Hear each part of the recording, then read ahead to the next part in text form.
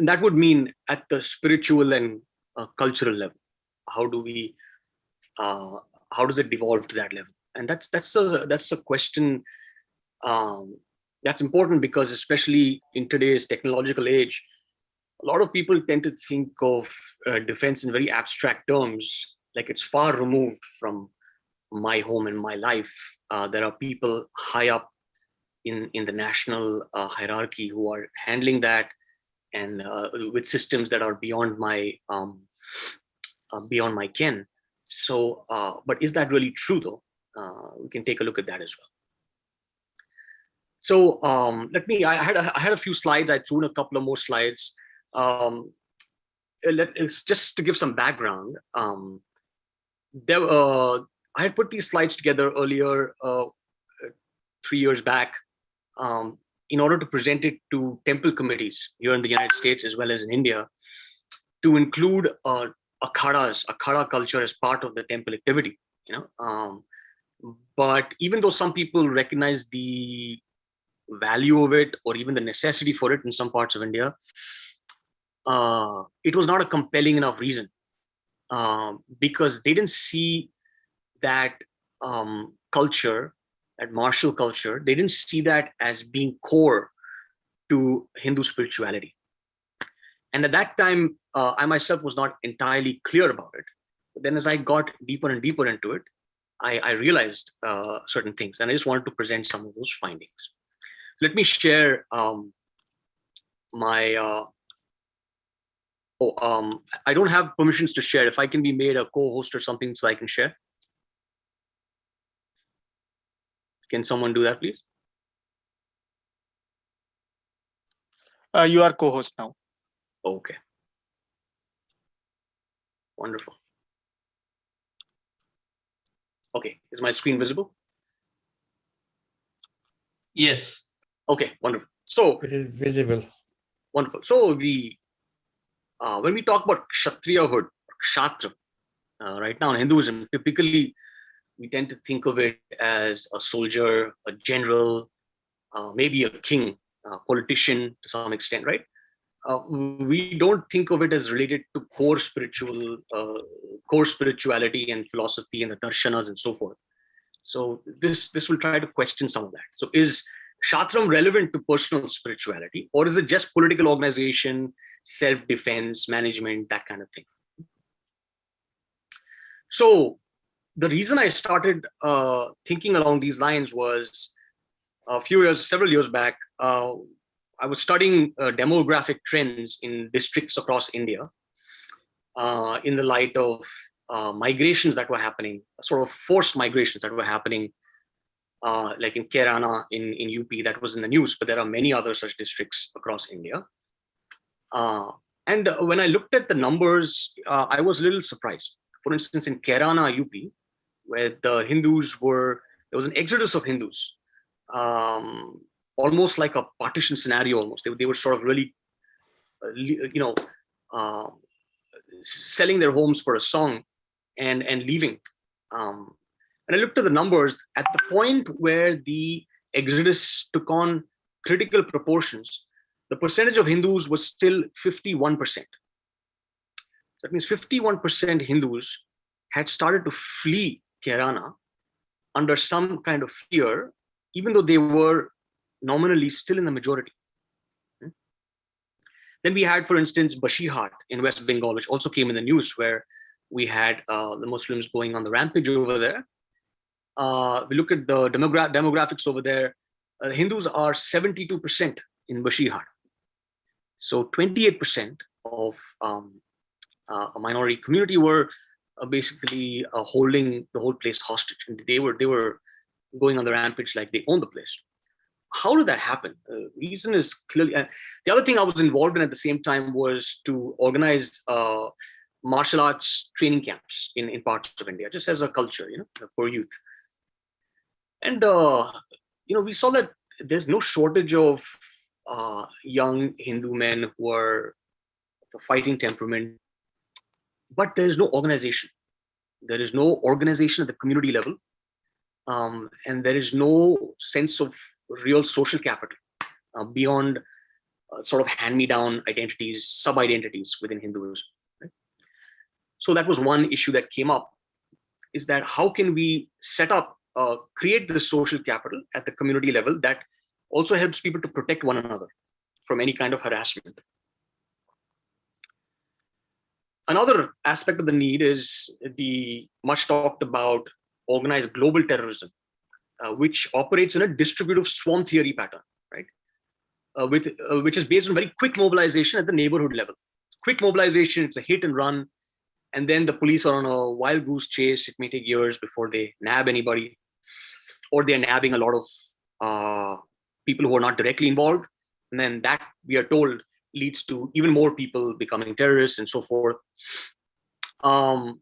So this is an example of Kuta Yuddha, right? What Kautilya would call Kuta Yuddha, where it's a covert war that's happening in a distributive swarm theory. It completely bypasses any kind of even conventional warfare. And this is demographic warfare. It is actual violent acts of terrorism. It could be just harassment. It could be sexual grooming of women. It could take any kind of form. It could be proselytization.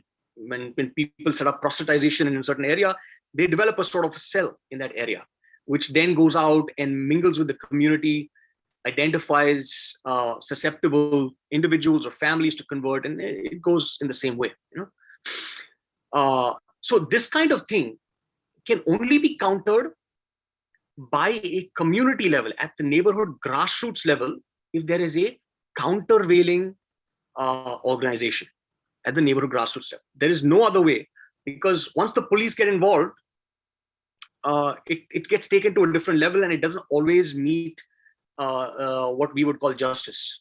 It doesn't actually happen. It may maintain the peace for a certain amount of time, but it doesn't actually create any sense of justice. But if at the neighborhood level itself, and this has been studied, if neighborhood level itself, there is a strong response man to man, then the peace is far more durable, and people tend to work things out in a way that is not that harmful to society. Another need is youth and youth culture, and the decline of youth culture, juvenile delinquency, depression, conflict with the law, sexual misdemeanors. This is a problem here in the United States, it's a problem in India. And this is only going to keep increasing as a sense of rootlessness increases, the way society, families are being broken down, larger groups like castes are being broken down. And then even the joint family system has broken down. Eventually, even a sense of being amongst people who are like you has been broken down in the larger cities. So this idea, this philosophy of accelerationism, which is part of this critical race theory that is being applied very diligently to countries across, including this one now, it believes in the deterritorialization of culture. In other words, your culture is no longer going to be dominant in any particular territory. Rather, it's just going to be scattered across, and you're going to have to see how it takes root in other places. So the deterritorialization of culture. Now let's assume that we cannot fight this. The sponsors are vastly more powerful and wealthy than we might be able to counter. Then we have to think of a way that maybe we can go with the flow and see if we can bring it full circle. In other words, if there is a deterritorialization happening, then we have to also create a force for re-territorialization of culture. In other words, we have to create a powerful and imaginative means of rebuilding social capital. If the old building blocks of our social and political capital have been broken down, how can we rebuild it by combining what we have right now? So that's going to be a challenge going forward. And I think the civilizations that do that best will survive. In that same vein, the idea of nationhood today is it's up in the air. The idea of nationhood based on a certain cultural or social capital is being challenged. It's being replaced by just a civic nationalism, right? And where you have a bunch of deterritorialized cultures inhabiting the same space with the same laws, or maybe differential laws, as in different cases. But again, over here, it's not sustainable in the long run, right? All this does is it uses wedge politics to maintain influence across political boundaries. But it's not sustainable in the long run. So to create an idea of a dharmic nationhood, we would have to take what we've got and rebuild social capital from what we have in a certain space. And then at the end, we have just the idea of constructive outlets for youth. It has many, many positive spin-offs, academic, character-wise, cultural. So this is another aspect that I had thought of in the beginning.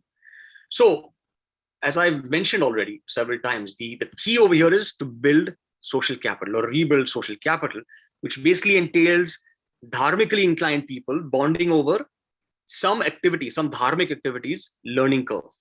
In other words, there is something that is being learned in this dharmic place of gathering. It's an activity where people are bonding also. They are bonding with one another as they learn.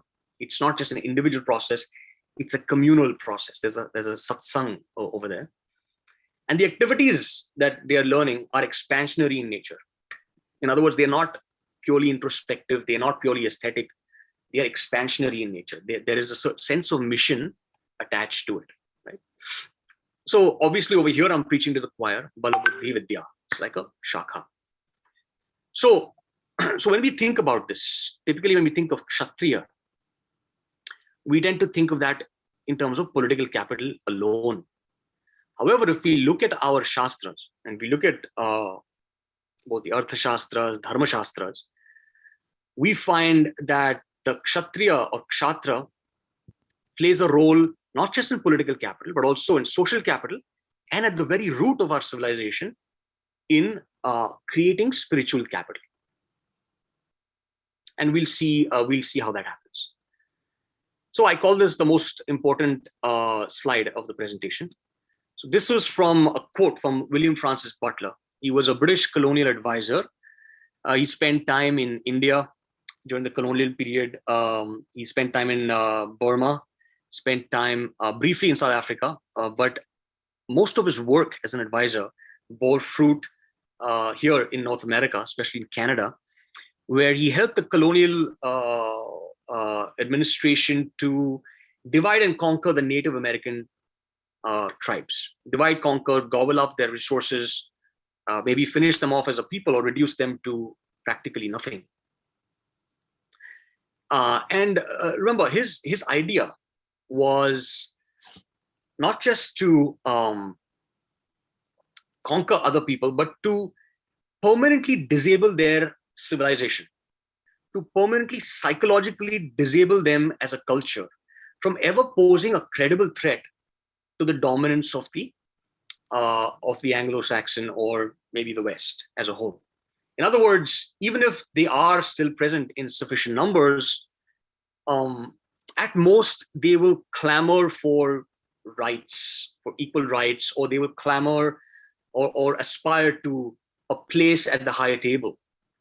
But they will never really play the big game of trying to reshape the world according to their worldview. In fact, even if they're able to preserve their worldview, they will just do it sort of in their own little corner, in their own little enclave, and never really think on a global scale.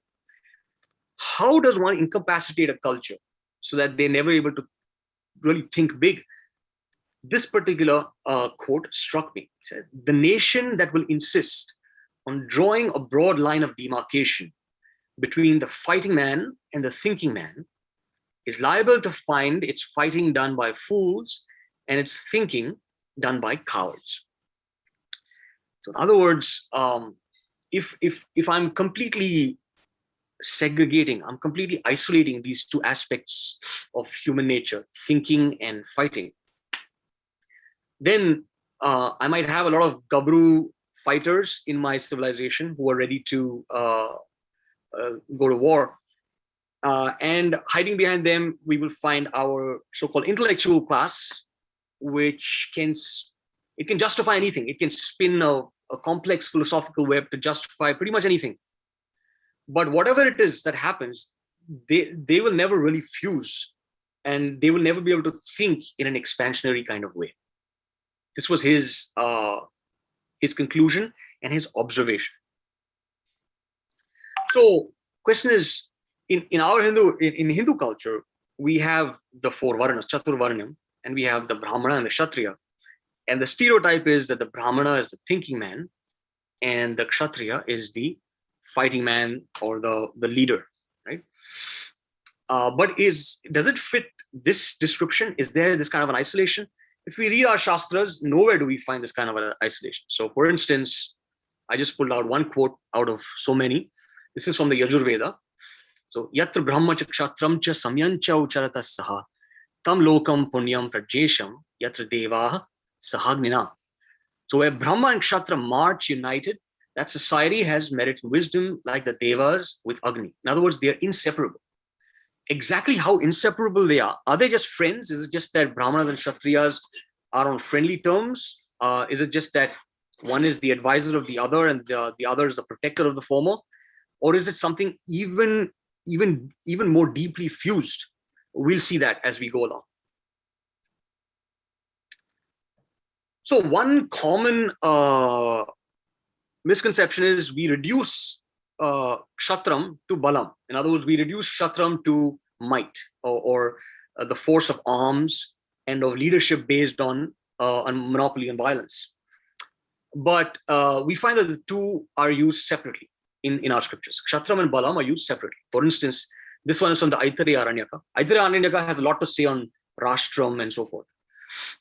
So this one, it says, Kshatrena Kshatram Jayati Balena Balam Ashnute Yasyaivam Vidvan Brahmana Rashtragopa Purohitaha. So it's talking about a Rashtragopa Purohitaha, the Purohit who guards the kingdom, who guards the Rashtra, not just the kingdom, but the Rashtra with all its constituents, including cultural.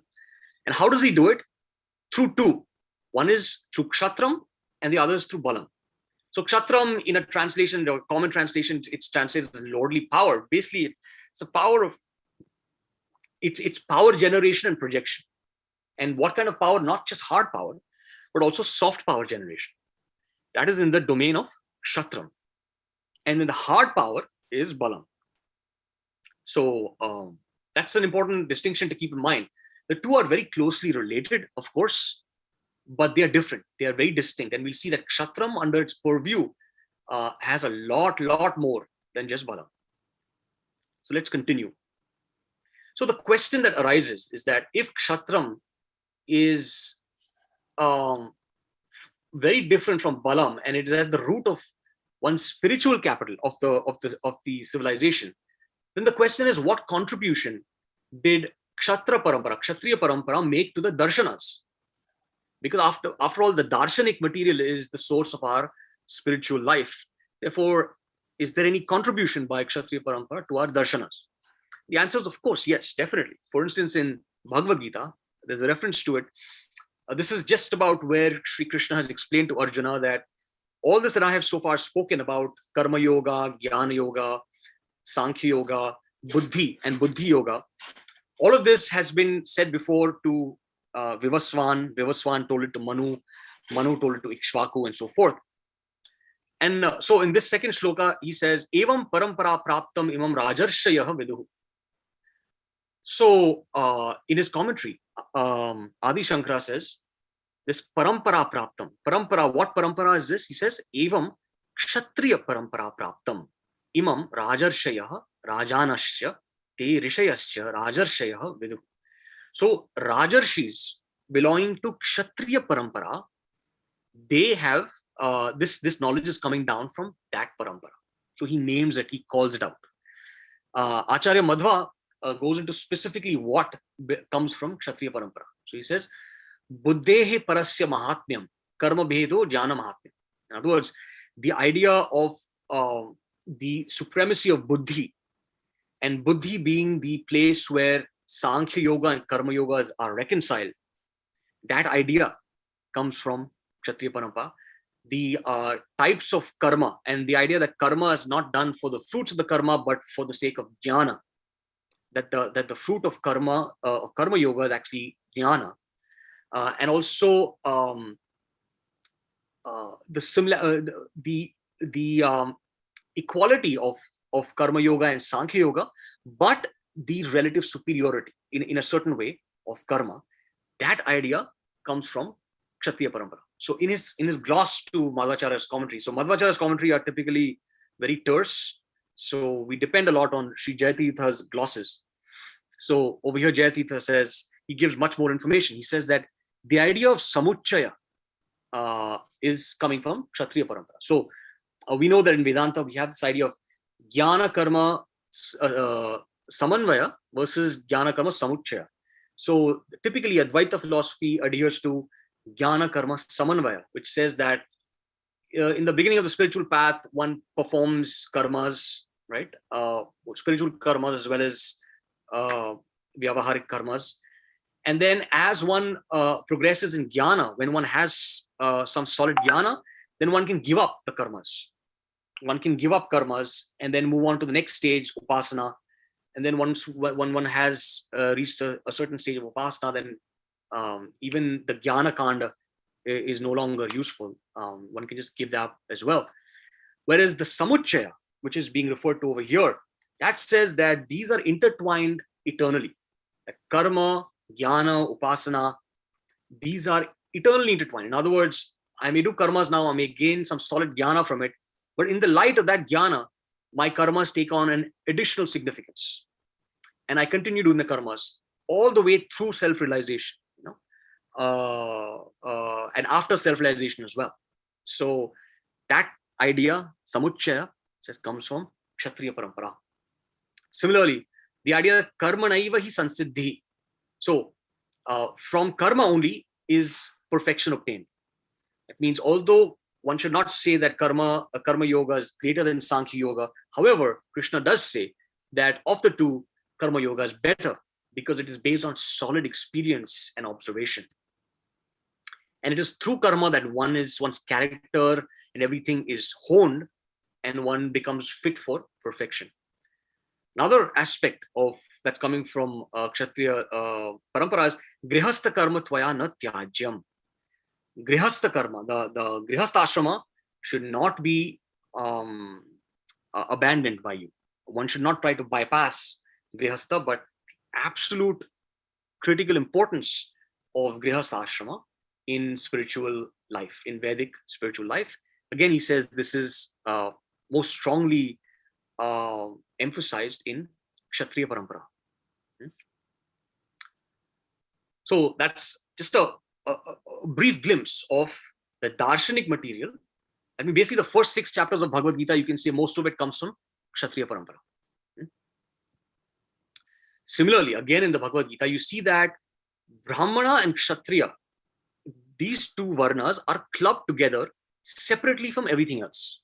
So for instance, in 932, in this particular shloka, which is probably the most politically incorrect shloka in this in the text, we have Krishna saying, "Mam hi partha vipashitra yopi syuh papa yonayah." So Krishna's talking about papa yonayah, and he says, "Striyo vaishyas tatha shudraha teapi yanti paramgatim." So he says that the papa yonis, the people born from a sort of a degraded or a sinful, you can say a womb, and then he also lists women, Vaishyas and Shudras. They also, if they follow this bhakti path, they can reach the Param Gatim, the highest level. Ramanujacharya in his commentary says that Stri, Vaishya, Shudra, and Papa Yoni are 4 different categories. Acharya Shankara says that actually Papa Yoni refers to Stri, Vaishya, and Shudra. So whichever one you want to take. Well, the point over here is the 2 that are left out is Brahmana and Kshatriya, which are considered untainted. They are untainted, and they are considered a cut above the rest, both Brahmana and Kshatriya. In other words, in terms of thought, ability for thought, philosophical thought, as well as ability for in terms of what is called shamodama, the shamaha and damaha, the restraint of one's senses, ability to relinquish things. These are considered to be a cut above the rest. So if Kshatriya and Brahmana are in the same bracket, then even the highest state of self-realization must have some correspondence to Kshatriya values. And we see that the love of martyrdom is all over our scriptures. For instance, this is from Srimad Bhagavatam. Srimad Bhagavatam is a Vaishnava scripture. Dvau sammatau iha mrityu durapau yad brahma sandharanaya jitasu kalevaram yogarato vijahyad yad agranihi virashaye anivrittaha. So there are two ways to meet a glorious death, and both are very rare. Durapa. One is to die engaged firmly in yoga. So Brahma Sandharana, with one Sandharana completely in Brahman, firmly engaged in yoga in a state of absorption in the Brahman, and having mastered the mind and life force. So Jitasru.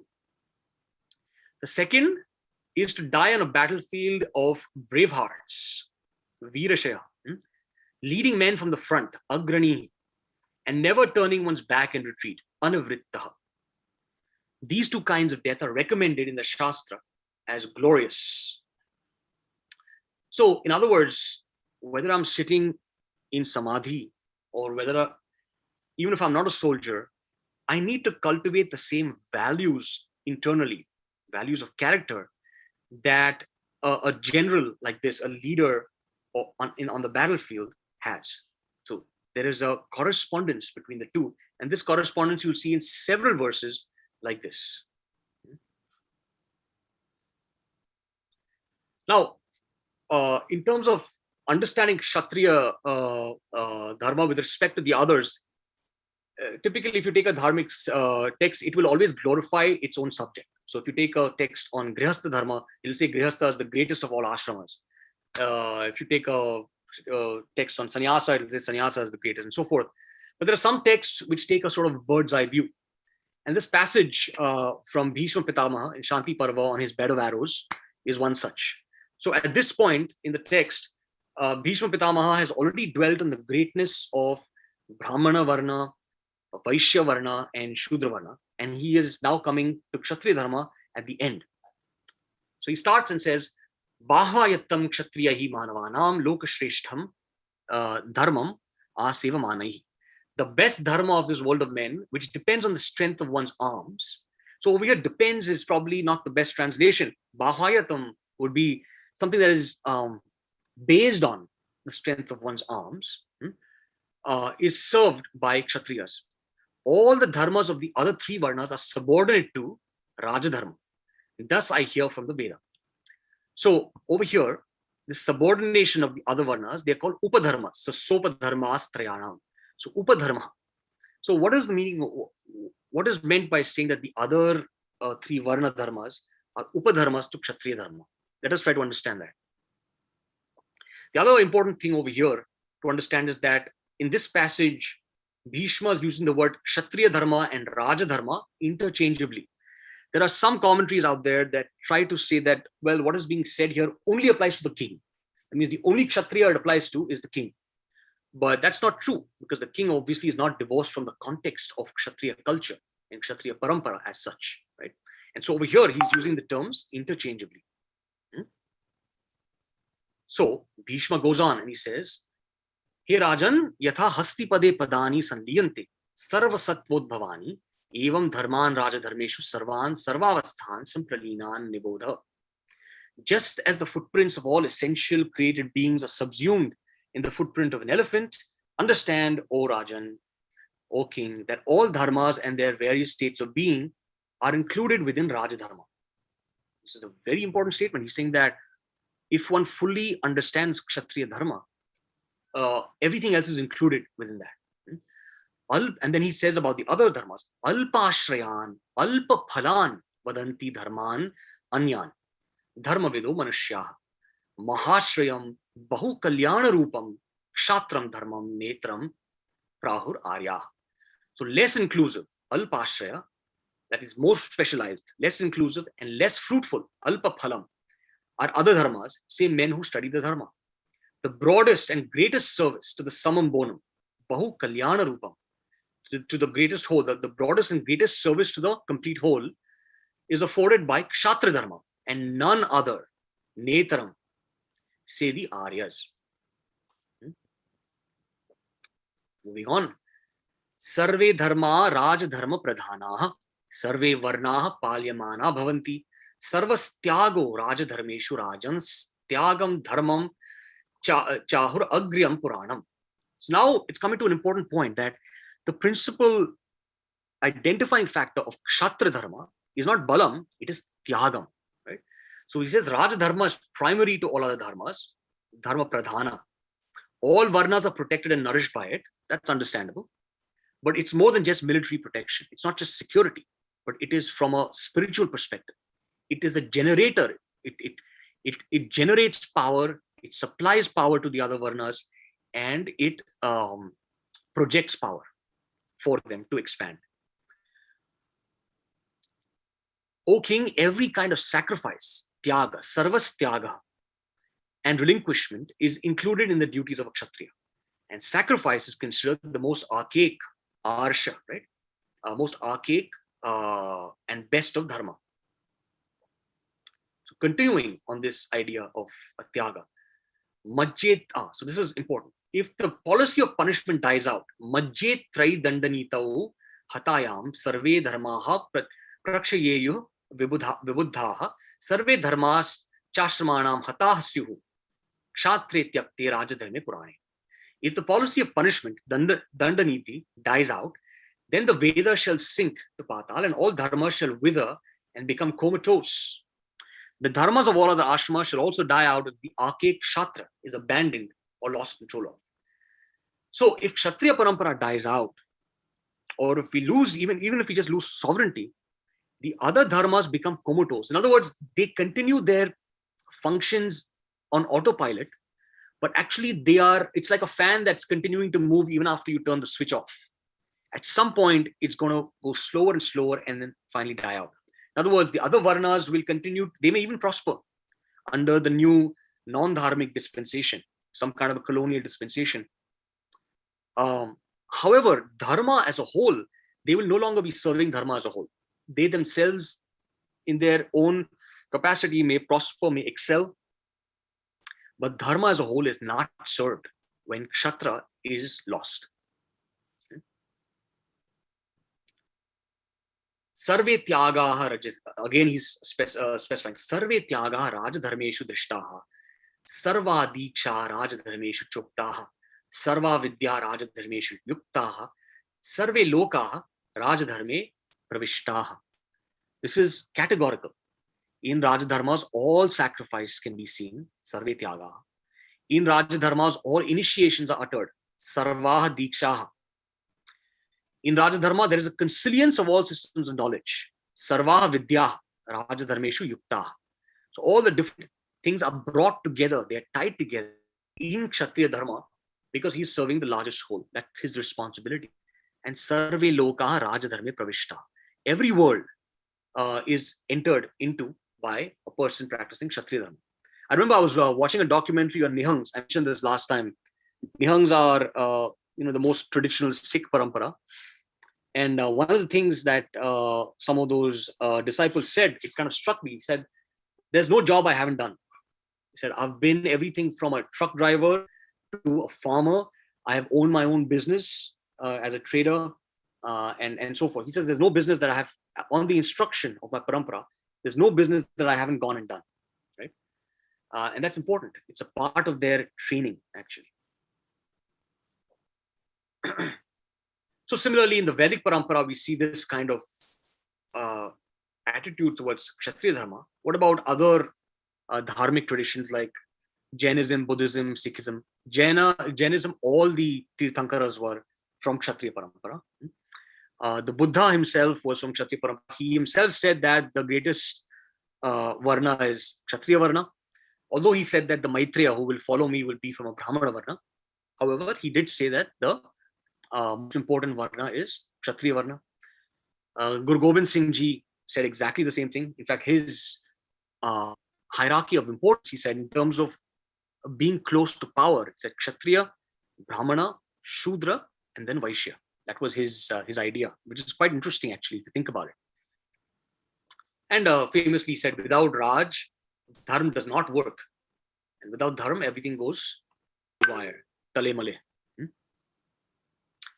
So over here, of course, when we talk about Kshatriya Varna, I hope it was clear from the outset that Kshatriya does not refer to a caste. We're referring to the Varna, right? And we were talking initially about Kshatra and Brahma going hand in hand. So how close exactly were they? Were they just like advisor and king, or advisor and or friend, like Krishna Balaram kind of friend? What was it exactly? We see that there was a complete cross-pollination and interweaving of training for a Kshatriya and Brahmana parampara. So all Varnas developed Balam. In terms of Balam, all Varnas we see develop Balam. There's passages where they talk about Upanayanam for all 4 Varnas, and where the Upanayana is not complete unless the candidate displays his proficiency with at least one weapon. Right? Only then his Upanayanam is done. Right?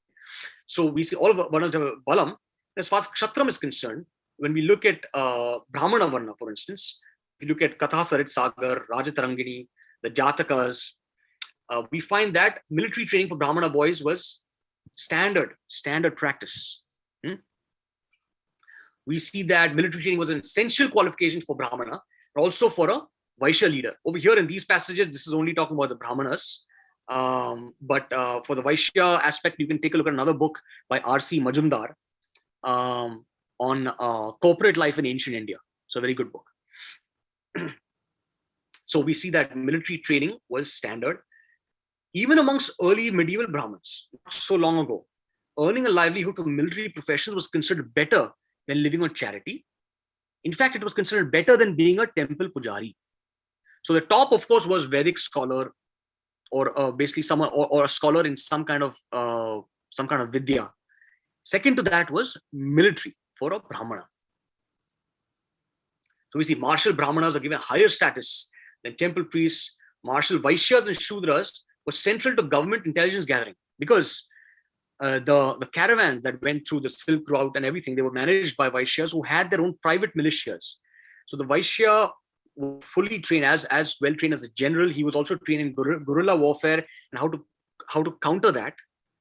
And very often the Vaishyas who managed the Sethis, the Shreshthis, who managed the caravan routes, they also worked in the intelligence services of some or the other king, right? So they were very much a part of the intelligence establishment.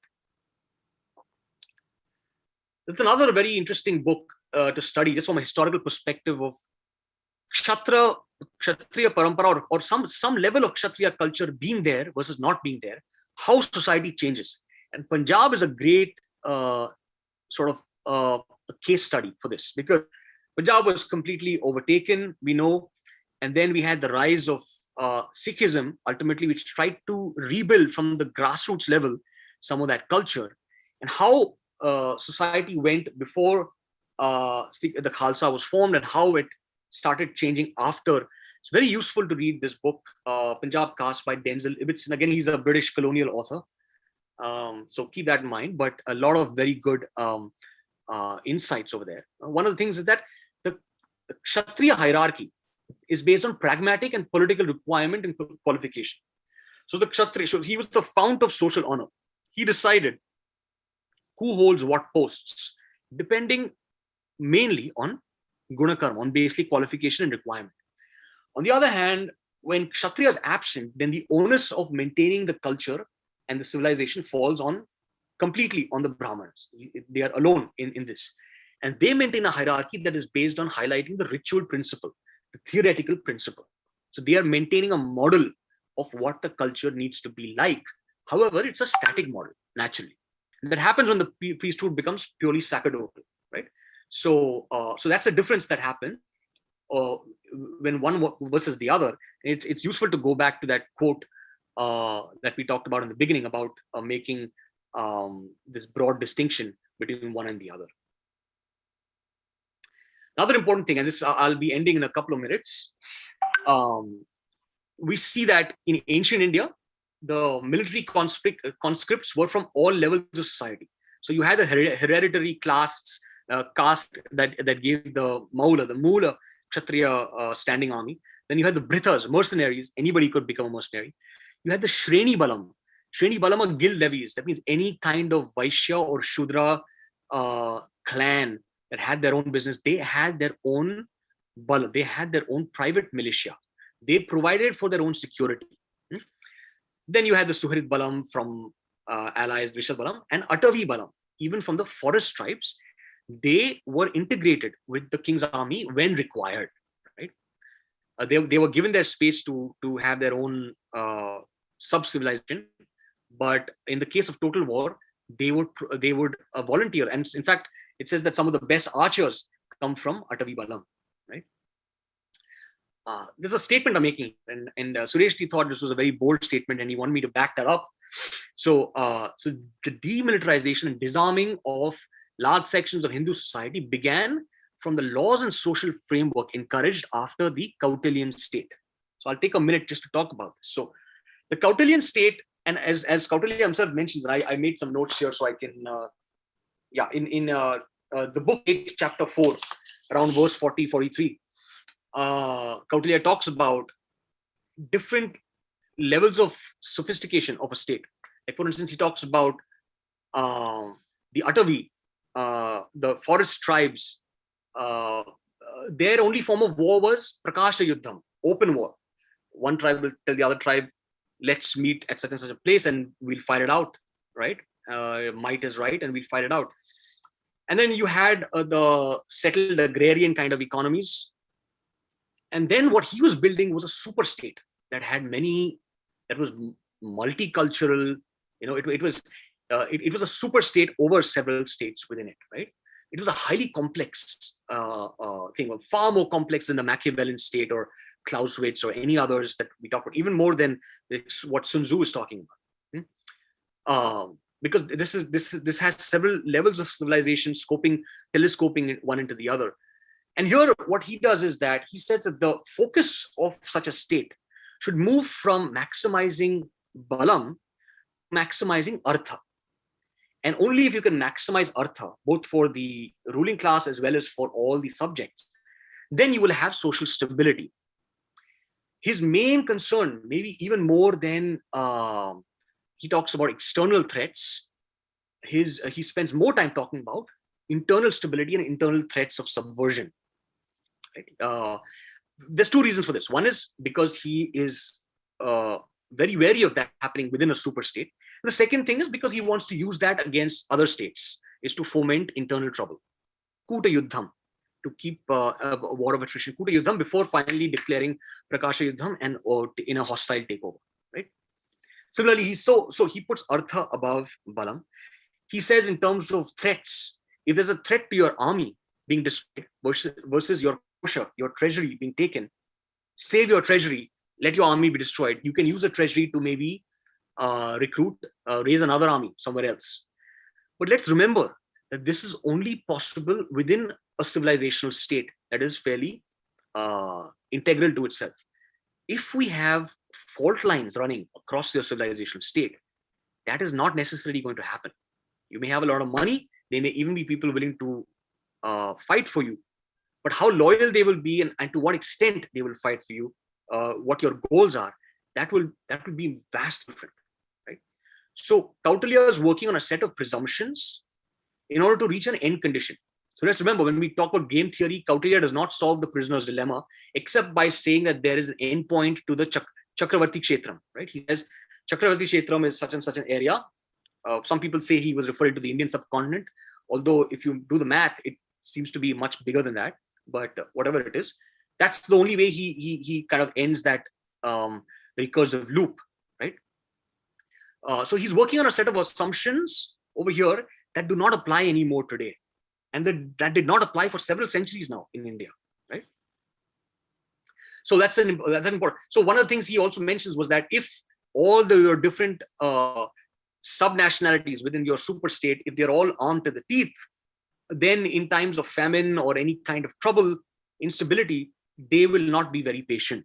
right? So he mentions things like that in many, many places. Another reference to give is Book 8, Chapter 1. That's another place where he talks about a relative between Kosha and Danda, and also Durga. He talks about the strategic assets. And also Book 6, Chapter 2, when he's talking about Utsaha Shakti versus Mantra Shakti and Prabhu Shakti. He has no patience for Utsaha Shakti. Utsaha Shakti is morale to expand, morale to fight. He thinks all that is just for adrenalized idiots. It's not really important. If the king can kill the other king by having him slip on a banana peel, that's good enough. He may not be known as a great hero, but that's good enough. We don't need anything more. Now, I'm not saying that this doesn't have merit. This thinking obviously does have merit, but he is cutting away at this idea of dharma and dharma yuddha as given by Manu, and later on Kamandaki talks about it as well, right? So that's an important thing to keep in mind, that there was a paradigm shift. It was probably necessary, but it had some long-term consequences, and it took centuries for this to happen. The Shreni Balam decided it was more economical for them to just depend on the king for security rather than to have their own private militias. And so gradually things went from one to the other, where there was a demilitarization of Hindu society. So I'm sorry, I've gone a little over time, but I'll just end by saying that in ancient India, we find that akhadas were far more numerous than temples. Akhada had everything from physical exercise to pranayam, yoga, martial arts and weapons,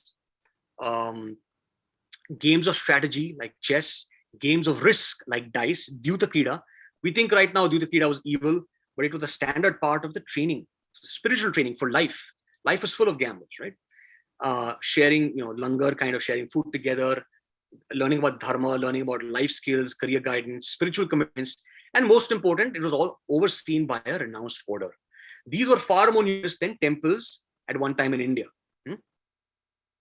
In a contemporary temple, does it fulfill that role? Like, how many times, if you ask a Hindu youth, how many times you visit a temple? What do you learn there that you find useful? How many friends do you make there? How many people do you bond with in the temple? Versus how many times do you say visit a gym or something like that? What do you learn there, and how many friends do you make there? You find that there's a big difference in these. And the reason is because the hormones that we're working with in a place like a gym or an akhada are different from what we have in a temple today. Right? Things over here, it spans the whole spectrum, but in temples today, we don't do that. So I just put together a sort of a broad overview of what we should be able to offer in a neighborhood community center or a shakha or an akhada. Things related to body, mind, the prana, divinity, seva, and everything goes with shastra, shastra, shuddhi kind of philosophy. I wanted to just present this because I thought that it doesn't seem to be a convincing argument to a lot of people if you say that, well, we need this, therefore let's add it to our temple, versus saying this is actually a core part of self-realization. It's a core part of understanding dharma. I think that seems to be a more potent argument for a lot of people. So thank you all for the opportunity, and I'd like to hear your comments or questions.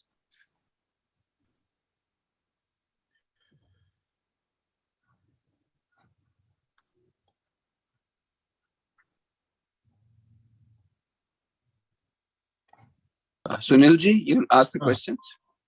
Thank you, Karlji, for very interesting presentation. Some new concepts. So let me start with a question. Let me take this privilege as a Q&A coordinator. So you quoted William Butler about the demarcation between the fighting man and the thinking man. And I see that issue quite a lot in, for example, in HSC. So when the organization is grassroots based, okay, then a lot of focus is on kind of fighting man. These are the people who are, working at the grassroots level. In today's world, especially when we see our detractors who attack us, they are coming from intellectual rigor, especially intellectual academic rigor. Now, being a professor and an activist at the same time in Shakha, so wearing both hats at different times, I feel or I notice that there is a place for both. Of course, silos are not good, but there is a place for both. And we often confuse, we think that, oh, activists can do everything. What is your, take on that? Yeah, absolutely. I think the idea of leadership should be wedded to the idea of a soldier scholar. Right here in Virginia, Northern Virginia, and also in Wisconsin, there's an organization that's been going on for several decades now, mostly US Army vets. And that's their program. They have a semester-wise program where people, anybody, you and I can go and join. They give you rigorous military training, just like any soldier, basic training, including how to move in formations, night vision goggles, weapons training, as well as how you would be a soldier in the field. And then they made that with a standard, in fact, a much better management curriculum, right? So, and that's how they want to produce leaders at the community level. And mostly this is white Christian community. Their idea is that of soldier scholar. So yeah, maybe I'm a professor somewhere, maybe I'm or an intellectual, I'm a researcher or whatever, but I should at least go through something like that, where I can have some idea that I've been through it. It is a part of my experience. I remember once I was sitting, there's a Shatavadhani Sri Ganesh Ji, great, he's obviously a prodigy. And he was sitting once, I was sitting in Seattle listening to him. He was talking very emotionally about this love story of lovers coming together and then, their divorce and so forth. And then in the end, I asked him a question. I said that, so he obviously is slightly on the spectrum. He's a little autistic. He's never been married, of course. And I said that, sir, I just have a question, like when one does not have an experience of, that kind of relationship, is it possible to truly appreciate it just by reading poetry? And he said, of course, we read books on war, right? We haven't been to war, but we enjoy books on war, right? And there was a titter in the room. But actually, if you speak to any soldier who's actually been in a theater of war, they will always tell you that even in their own minds, what they thought war was, it's very different from when you actually go through it. So that's also, I believe, what Krishna means when he says that karma and sankhya, the idea of detached, dispassionate observation, they are both equal, but karma is better.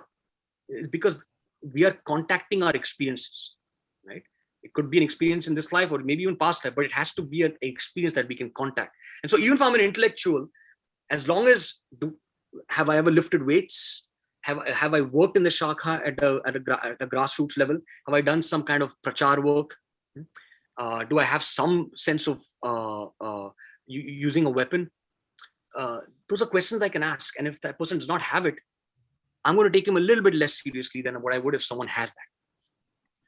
So to take it further, and make it more clear, today is a day of, age of specializations, right? And they often work in, silos also. But even in the olden days, our rishis, they gave the philosophies, right? And then they were permeated in the society by different sets of people, by the rishis, students, and the societal structure. Rishis themselves did not necessarily spread them in the society. And the king did not come back to the rishi and saying, hey, I know everything, what is your role? So do you agree there is a role for both places and both tend to benefit from each other because those who coin the philosophical knowledge, they are good at it, especially it's even more true in today's date, than it was earlier. But we had that parampara even earlier. We have lost that parampara. And today what I see is many activists think that the solution to every problem is through activism. Whereas the other side is blending the philosophical or ideological scholarship with the activism very well. They know how to do it. What I feel is, what I see, we get confused and we give an answer from the activist side while ignoring the role of the scholarship in blunting the narrative or coming up with a counter narrative. So some comments from you. Absolutely. That is also my experience, especially after moving to DC. I got more involved in the activist side of things, and I see that a lot. In that activists tend to be very impatient. They also tend to think that they have a tighter grip on reality than scholars, but they don't really understand the bigger picture many a time, or maybe they think they do, but they don't. So the respect for scholarship is very strongly emphasized in Hinduism. We know that already. And we have to understand why that's the case. It's easy for someone who is, in the trenches to shoo away this nerdy scholar type of person, but that would be a very dangerous thing to do. Even in the field of human rights, we see so many individual Hindu efforts, activist efforts to talk about Hindu human rights. But until we have a solid, academically sound paradigm that we're presenting, plus data-driven and narrative-driven works, academic works that can be referenced across the board, we will never be able to make any kind of impact. So absolutely, I 100% agree with that. Thank you. Actually, in your next slide after that, you had mentioned Brahma and Kshatriya, they should march united. And that's, I think, the essence of it. Another question is, you mentioned Kautilyan state, demilitarization of society. Did it really happen through Kautilyan state or it through Ashokan state? I listened to Sanjeev Sanyal a lot. I hope you know him, right? Yes. Sanjeev Sanyal, he's I like him. He's a very original thinking historian. Yeah. And he says, this Mai Baap Sarkar, where state will do everything and de-emphasize the military, started with Ashoka, which was very different from Kautilyan state. So any comments on that? Yeah, again, when we talk about, I had this conversation with Professor Vikas Kumar. He's an authority on Arthashastra. And so the thing is, when we talk about Kautilya, often we confuse that with Vishnugupta, Chanakya. Actually, on a previous slide, I put that over there, but I had to. So Kautilya, depending on whom you ask, they place him either 3rd century BC to anytime 2nd century AD, depending on where. But one thing is clear is that once the Kautilyan state emerged, that super state, the idea of a super state, including many Janapadas, we also at that time had this massive spread of Buddhism and Buddhist and Jain philosophy, even before Ashoka, right? And so the two are actually going in parallel, right? The Kautilyan state, by shifting the focus from Bal and expansion to Artha and providing Arthik security and also maybe expansion, maximization of Arthik benefits, it had set the stage for that game to progress. And Buddhism and Jainism, they sort of, one can see why Ashoka chose that, because that at the root level, at the atomic level, it makes people say that, oh, ahimsa is better. Why do I need these shastras? Ahimsa is better. It allows the king in that super state to suddenly have much more stability. You don't have to worry about the things that Kautilya says we should be worrying about, right? So Kautilya has frightened the kings. He's frightened every Chakravarti and said that your biggest threat is not really external. It's actually going to be internal. And so now the king is going to look for some kind of a Brahma that is going to pacify the people. And that works for a while. And as long as the state is strong, great. But if the state starts weakening, it's difficult to regenerate Kshatriya. It's not so easily regenerated. So it's not necessarily Chanakyan philosophy. Okay, when you are using the word Kautilya, as you said, we think Chanakya. And my feeling is Chanakya was very different. Ashoka was a disaster. He started he presided over the dissolution of his own kingdom, actually. Yes, absolutely. And that's where the whole, the downfall of the Kshatriya culture, started. And his own kingdom, kind of dissipated within 2 generations after Ashoka. Anyway, now there is another question. Omkarji has asked this. You have mentioned about akhadas. Are you familiar with an organization named Agnivira, which is also starting akhadas in parts of India now? Yes, in fact, I've worked with Agnivir, and a lot of the akhadas that we sponsored was through Agnivir. Dhanurved Association was actually, it's basically an Agnivir organization. So yeah, we worked with them. But I think a lot more needs to be done. I think we don't have infrastructure yet. And we should work with some of the traditional sampradayas, like in South, we have Kalari Payattu. In Maharashtra, we have so many akhadas, traditional akhadas. Hanuman Vyayam Shala, we have Haryana, and so we should work with the traditional paramparas and try to expand their network. Agniveer right now, it's more like a sort of it does it on a sporadic basis, and there is no strong parampara over there that will sort of keep things going. So that's one of the lacunae, but otherwise they're a fantastic, very active organization. I fully support that. Omkarji, you have any counter question to that? Follow up? No, I don't. I do. Part of my reason for asking you that question was, I have a little club where we all put a certain amount of money and we support some organizations, and just for looking at from Twitter, I came across what kind of work they're doing, and every now and then there's always a doubt in my mind. I wonder if they're doing what they're writing on. So I just wanted to hear that from you, and it's wonderful. And as I said, this from here, that's basically all we can do is financially, and without finance, the money makes the world go around. So it's needed, and thank you for it. Just gives a little more reassurance. Yeah, well, our money is getting used by the proper organization. Thank you. Yeah, so true. So there is another question, and it's slightly obliquely related. So let me read it. Hopefully you can also see it on your screen in chat. Can you please take example of curing one of the social ills present in India? For example, India has 325 years of backlog for cases pending in court system. How at atomic level one can contribute to reduce the backlog? I think Atulji wants to probably relate it to the Chhatra tradition, I think. I'm not sure. Yeah, no, actually, it is a sort of a connected question, and I sort of vaguely alluded to that.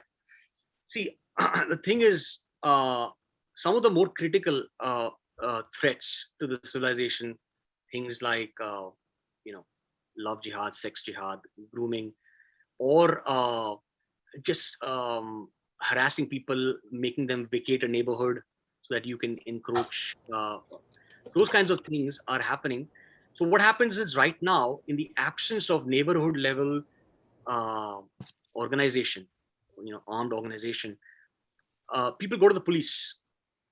Okay, and then that becomes another case, and then we know what happens. It doesn't really yield much from that point on. On the other hand, if we had a neighborhood level organization that something happened to one person or one girl or one boy, 10 of us will be there. It prevents it from even going to the courts. A rather drastic example comes to mind. This happened several decades ago, maybe 35, 40 years ago in Malaysia, where there's the Tamil Hindu community. So Malaysia has been having a rising Islamist movement for quite a while. At that time, some Islamist yahoos, they decided, oh my God, we have some idolaters in our midst. Let us go and introduce them to the wrath of Allah. So they went to the temple and they broke the Vigraha. Unfortunately, they picked on the wrong kind of Hindu sampradaya. This was a Murugan temple. Murugan is Skanda or Kartikeya. And the Tamil Murugan followers are known to be quite pretty crazy. They can be quite violent. Within 12 hours, before the local police had time to intervene and say, okay, children, let's calm down. Here's some compensation for your temple. Within 12 hours, 5 Malay Muslim youth had been beheaded and their heads hung outside the Murugan temple. Okay.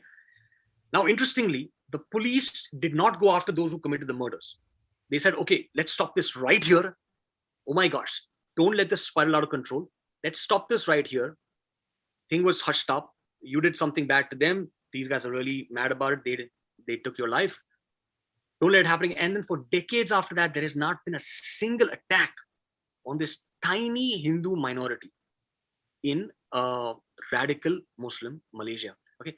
Now this is a very extreme, drastic example, but I'm just saying that in any Hindu neighborhood, if you have a certain level of organization of people who bear arms, it will obviate half the crimes that happen.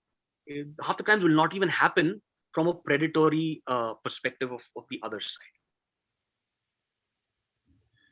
Yes, and those who have experienced, and I have experienced it myself, growing up in a, in a very volatile neighborhood as a child. You are right. When there is a strong local community organizations, then there is a balance of power. A lot of these things are, they don't even happen actually.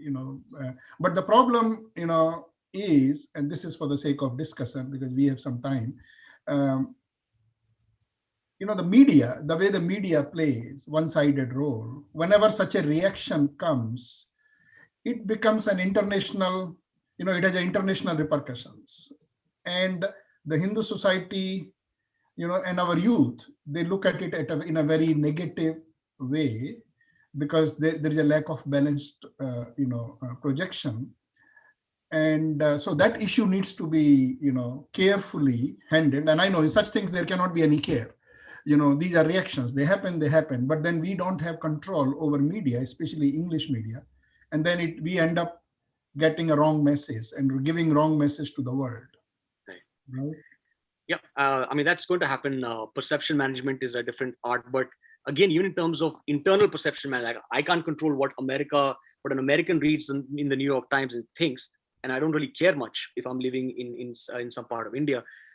But I can at least try to control what my Hindu brother thinks, because a lot of Hindu yuppies living in they read the New York Times or NDTV, and they will turn around and say, this Hindutva is terrible. I believe that everybody is equal. We should not. What he did is bad, but what you did is even worse, and so forth. That can also be obviated if there's a strong grassroots level organization, because the way information filters through is not just from TV, but also what you hear from your family and your local community. And if you have a strong grassroots local community, that perception automatically starts changing at the grassroots level itself. Yeah, it's very true. Actually, and Amitji, let me know when we have to end. There are no other questions, so I'm engaging, in this conversation. I actually had a question, sorry. Sure. Arunji, you want to go? Please. Yeah.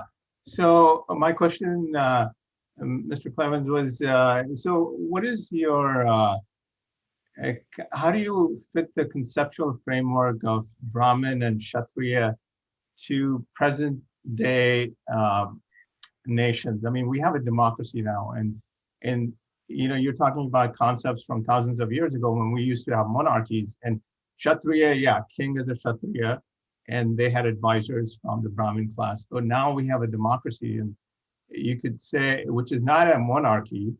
And so we have politicians who are elected by people. We certainly have armed forces, which are part of the Kshatriya. But we don't have an intellectual class that's advising the rulers.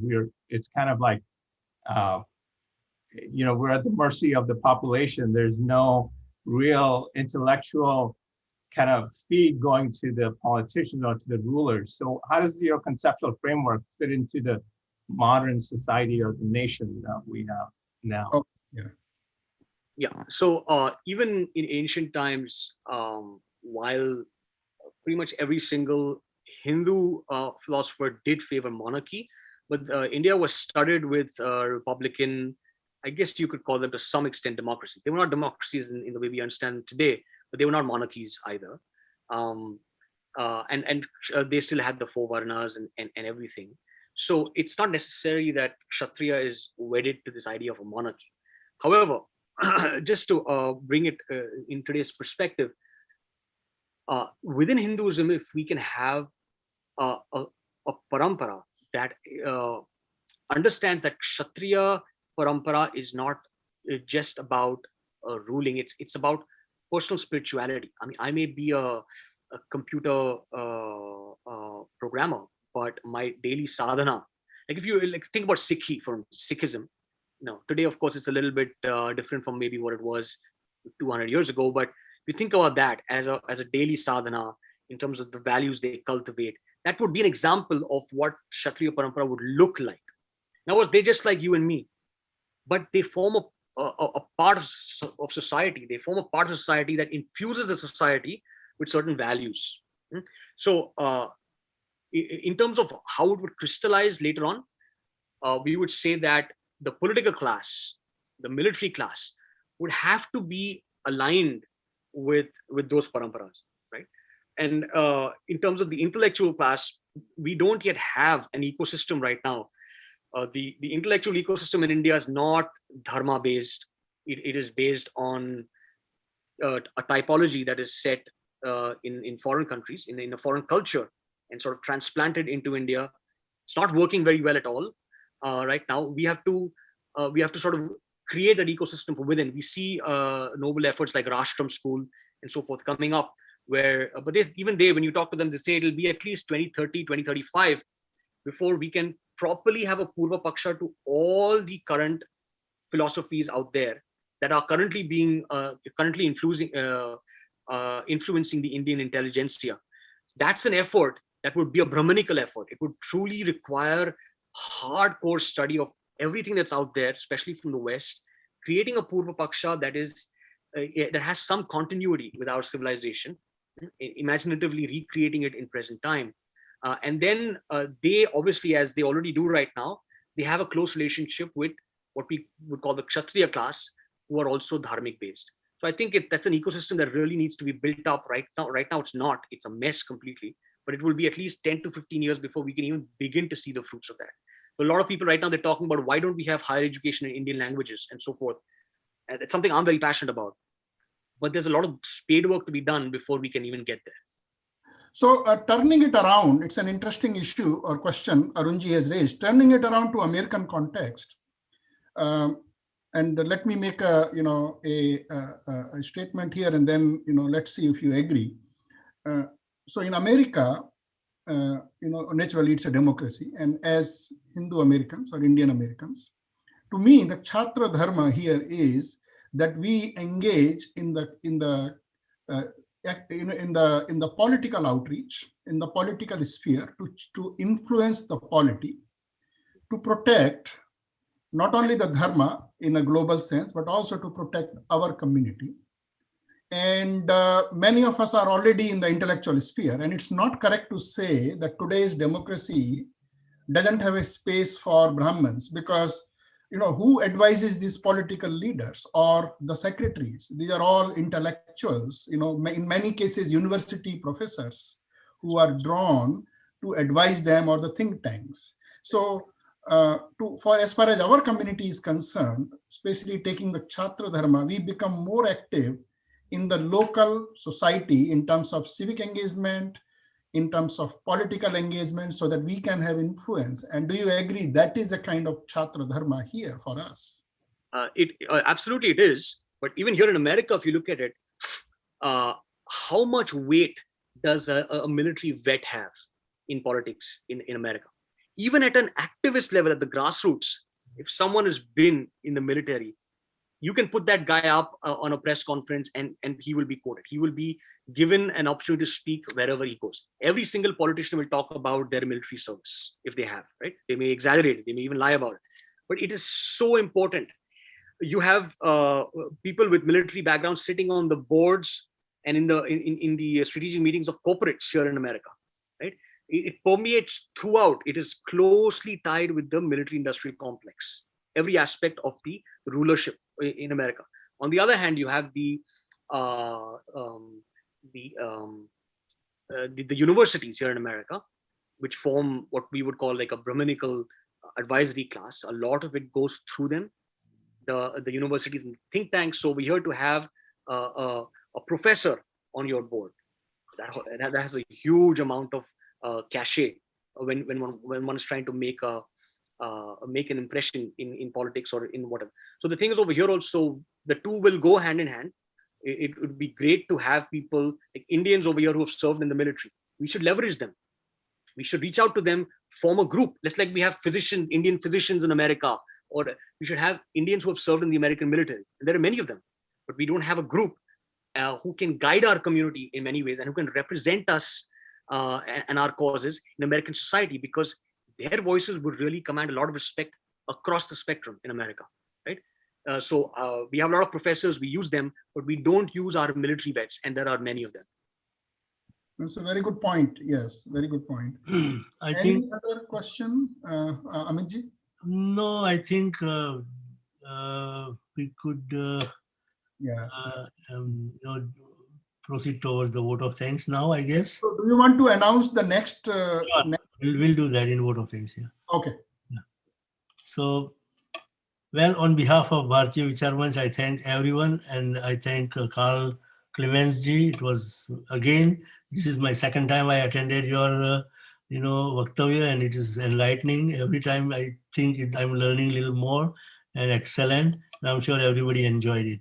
So once again, thank you very much on behalf of BVM, and hope to, listen to another lecture from you sometime in future. Thank you all. Now, next Bharatiya Vichar Manch lecture will be on 18th of April at 7 p.m. And that would be, we'll have very esteemed speakers also, Mr. Guru Prakash ji and Sudarshan Badran ji. They are the authors of a book called Makers of Modern Dalit History. And that would be very, very interesting lecture. Please spread the word. Please, everybody attend that lecture. Once again, it's on 18th of April, 2 weeks from now at 7 p.m. And I think we'll see you all at that time. Thank you so much. Once again, Karlji, thank you so very much. Thank you, Dhanyavad and Shubh Ratri to all. Dhanyavad. Thank you. Dhanyavad. Om Shakti. Okay. Namaste. Dhanyavad. No.